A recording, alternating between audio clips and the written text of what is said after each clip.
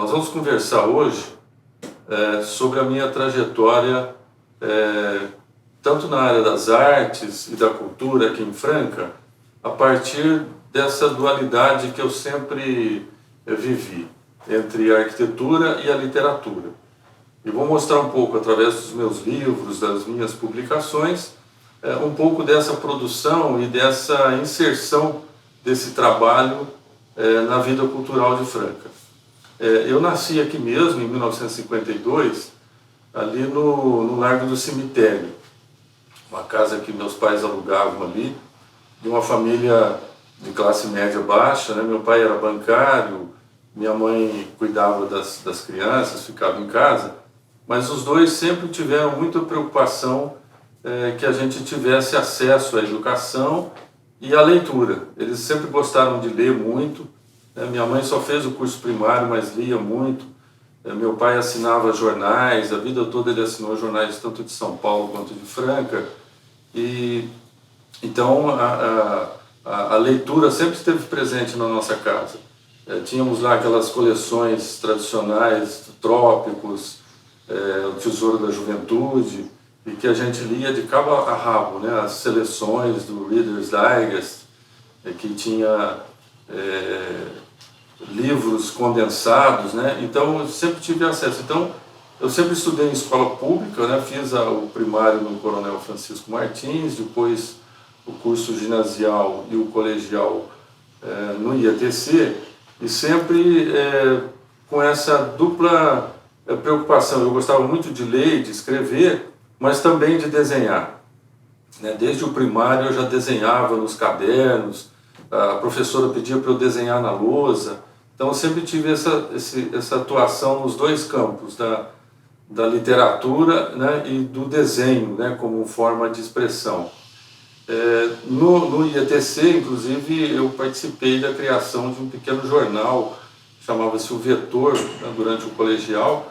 Foi minha primeira experiência assim, de criar algum texto para ser publicado.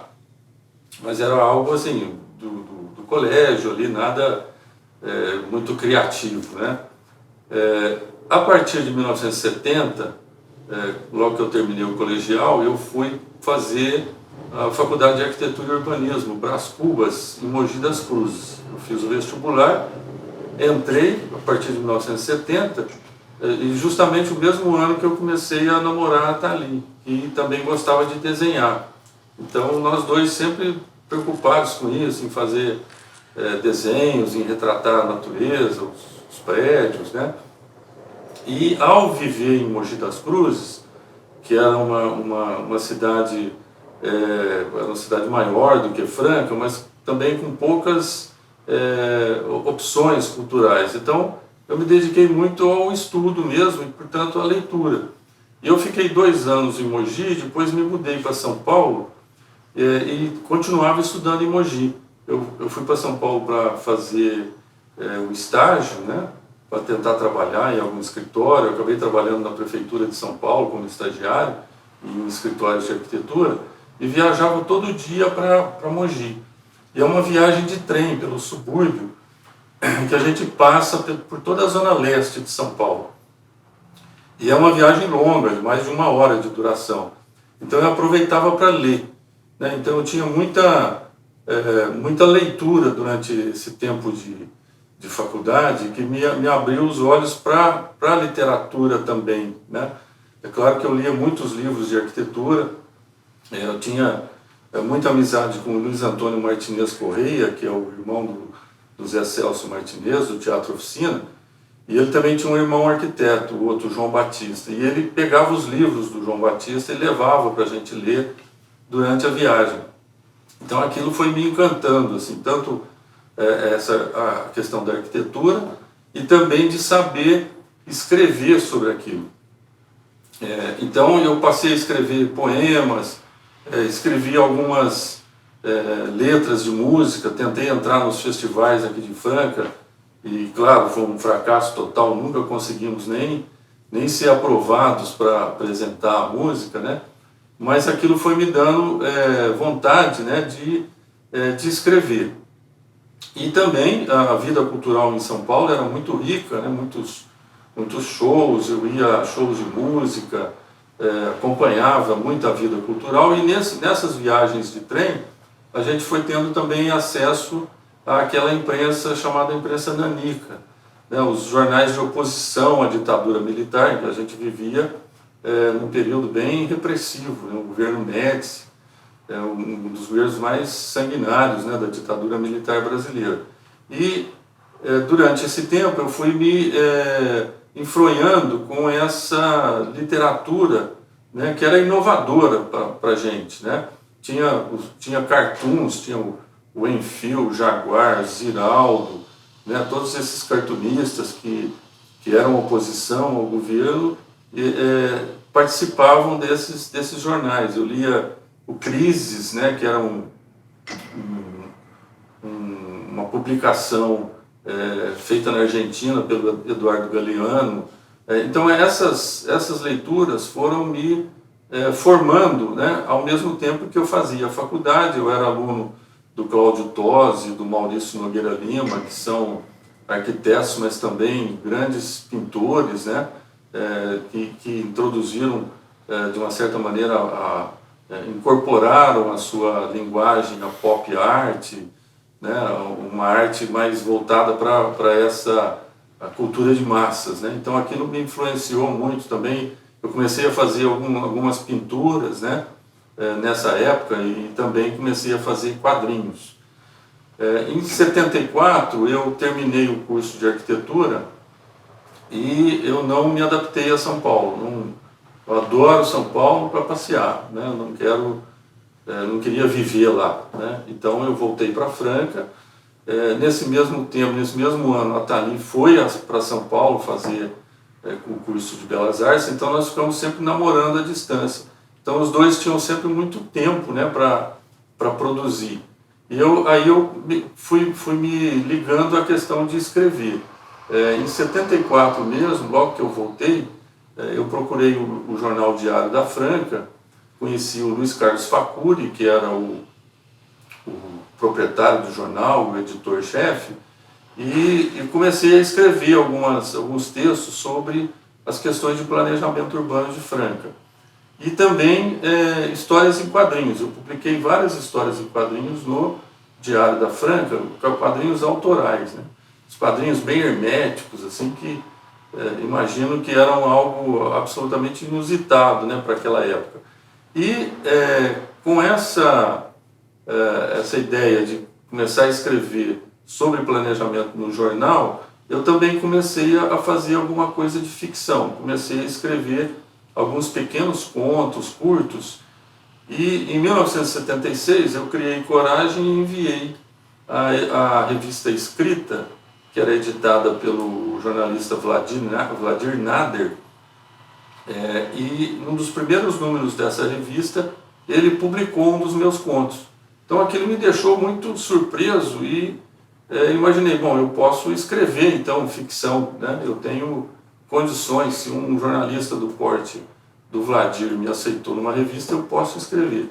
E a partir daí eu comecei a escrever com mais frequência, né? Eu continuava escrevendo no jornal. Eu trabalhava já como arquiteto e fui trabalhar primeiro no escritório do Ari Balieiro, que era um arquiteto já bastante experiente, que chegou a ser até o prefeito aqui de Franca em 2 oportunidades, foi vereador também.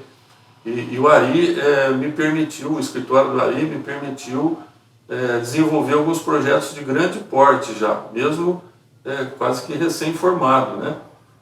Então foi me dando uma experiência de desenhar construções, né?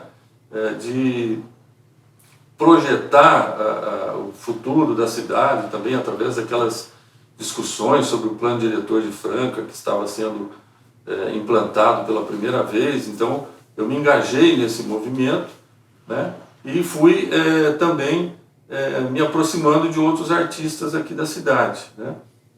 Logo que a Thalie voltou de São Paulo, formada pela Belas Artes, a gente foi se juntando num grupo de artistas plásticos que queriam fazer um movimento na cidade mais moderno, né? Franca era uma cidade de pintores acadêmicos, uma cidade que não tinha muita vida cultural, né? Ela se resumia a um cineclube, o pessoal no teatro, alguns músicos, mas não havia nada assim mais ligado à questão das artes visuais naquela época.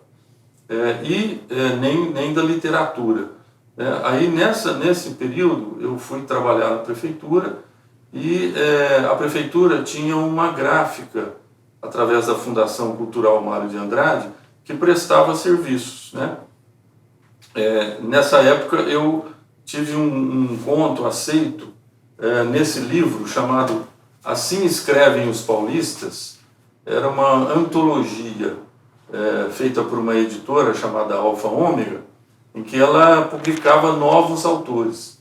Então, em 77, ela fez isso com os paulistas, com os paranaenses, e eu me aproximei muito de alguns autores nessa época, do Luiz Puntel, do Silvio Fiorani, do Rony Walter Jatobá, que foi finalista do Prêmio Casa das Américas, alguns anos depois, em Cuba, né, que é um prêmio importantíssimo aqui de literatura na América Latina. Então, a partir disso, eu me vi em condições, eu tenho condição de publicar um livro. E o fato de existir a gráfica da Fundação, é claro que foi pago do próprio bolso, você tinha que pagar a edição, mas era uma condição melhor do que você fazer numa gráfica privada, né? Então eu reuni os primeiros contos que eu havia escrito e pedi para o Luiz Carlos Facuri, que era o editor do Diário da Franca, para fazer um prefácio, né, que ele analisa alguns trabalhos. Esse Vamos para o Mundo, né? É meu primeiro livro solo, né? A capa é da Thalys, né? Uma fotografia que eu tirei do skyline da cidade. Ela transformou isso com a caneta nanquim, um desenho que eu gosto muito, uma coisa meio concretista. E chamei vários daqueles amigos que eram artistas para ilustrarem os contos, né? Esses contos são muito baseados na minha vivência local, né? De coisas que eu vivi, de coisas que eu estava vivendo naquele momento. Eu estava, naquele momento, já entrando de sola na questão da defesa do patrimônio histórico de Franca. A gente criou um movimento para tentar salvar o Hotel Francano, né, um prédio histórico da cidade. Infelizmente, nós fomos derrotados, mas foi com base nesse primeiro livro que surgiu essa ideia, né, de fazer um movimento para preservar o hotel. Então, esse livro foi lançado em 1979, com a tiragem de 500 exemplares, e cada conto tem uma ilustração. Tem ilustrações da Thalys, do Rodolfo Chiaverini, que é um pintor, do Gerson Oliveira, que é outro desenhista, pintor e publicitário, que até hoje acompanha meu trabalho, está sempre produzindo a parte gráfica, né, de coisas que eu faço. Então, essa primeira aventura, né, na literatura, ela traz algumas histórias, como, por exemplo, a que eu ouvia muito. A gente, quando era estudante, ficava lá na Praça de Nossa Senhora da Conceição, na praça central da cidade, conversando entre os amigos, e havia uma história que o Belmiro Arruda, que foi um ator de teatro já falecido aqui de Franca, ele se maquiava e à noite ele colocava uma capa, as ruas eram escuras, né, a iluminação era bastante ruim na cidade, e ele pregava peças nas pessoas que saíam dos bailes da EC, né? Então esse é um dos contos que está aqui contando, recriando, né, essa história. Tem histórias de carnaval, tem histórias do tempo que eu viajava de trem pela Central do Brasil e que ia de São Paulo a Mogi durante o tempo da faculdade. Então essas histórias retratam um pouco dessa vivência naquele período, né? Então esse primeiro livro de 79 reúne 14 contos que tratam basicamente de uma temática muito local, de coisas locais, a questão já tem uma história sobre um jogador de basquete, que era uma coisa que Franca na época já era muito aficionada, né? O Clube dos Bagres já havia sido campeão, né? Paulista, então isso era uma coisa que chamava muita atenção das pessoas na época. Eu escrevi também sobre a questão do basquete, né? Uma das histórias tem como pano de fundo o basquete. Então esse é a primeira aventura que eu tive em 1979. E no próximo capítulo vocês vão saber mais.